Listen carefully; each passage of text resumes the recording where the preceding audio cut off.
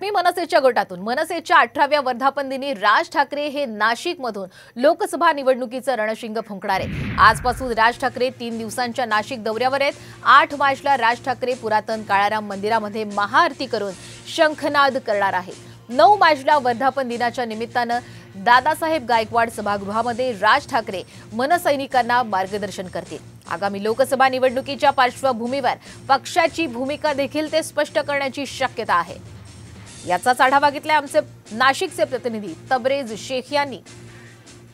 महाराष्ट्र नवनिर्माण सेनेचे पक्ष प्रमुख राज ठाकरे आजपासून 3 दिवसीय नाशिक दौऱ्यावर येत आहे आणि त्यांच्या स्वागतासाठी नाशिकमध्ये पोस्टर बॅनर लावण्यात आलेले आहे। नाशिकमध्ये प्रथमच मनसेचा 18वा वर्धापन दिवस साजरा होत आहे आणि त्यासाठी राज ठाकरे यांच्यासह महाराष्ट्रातील पदाधिकारी आणि कार्यकर्ते नाशिकमध्ये दाखल होणार आहे।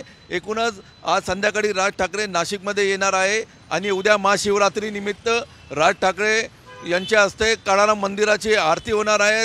काळाराम मंदिराचे दर्शन घेणार आहे।